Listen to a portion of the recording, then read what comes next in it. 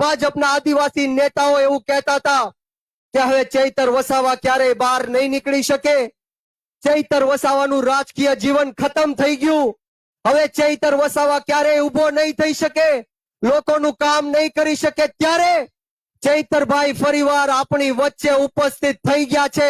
અને આ ભાજપના નેતાઓને હું કહેવા માંગીશ कि क्या सोचे थे नहीं लौटेंगे, अरे क्या सोचे थे नहीं लौटेंगे, अरे गलत, जब तक तोड़ेंगे नहीं तब तक छोड़ेंगे नहीं।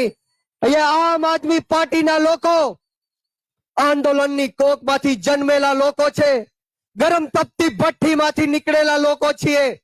आम आदमी पार्टीनो एक एक होद्देदार अने एक एक कार्यकर्ता ખેડૂતો, યુવાનો, આદિવાસી સમાજ માટે મોતને મુઠ્ઠીમાં લઈને ફરે છે। મોતનું કફન બાંધીને અમે તમારી માટે નીકળ્યા છીએ, ત્યારે કોઈનાથી ડરવાની કે ગભરાવાની જરૂર નથી।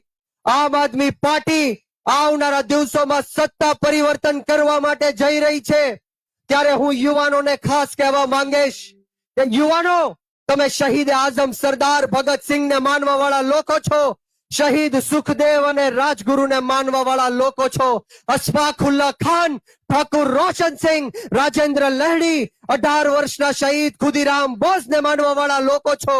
યુવાનોએ જ્યારે શહીદી આપી ત્યારે જઈને આ દેશની અંગ્રેજોની ગુલામીમાંથી આપણે મુક્ત થયા। યુવાનોએ જ્યારે કુરબાની આપી ત્યારે જઈને આપણું દેશનું લોકતંત્ર અને સ્વતંત્ર બચ્યું। અને આજે જ્યારે આપણો ભારત દેશ ખતરામાં છે, ભારત દેશના 140 કરોડ લોકો ખતરામાં છે, ગુજરાત ખતરામાં છે, ખેડૂતો ખતરામાં છે, આદિવાસી સમાજ હોય, ઓબીસી એસસી એસટી સમાજના લોકો ખતરામાં છે, ત્યારે આપણે સૌએ એક થઈને નાત જાત ભેદભાવ ભાષા ધર્મ જ્ઞાતિ જાતિ બધું જ ભૂલીને આમ આદમી પાર્ટીમાં જોડાવવું પડશે।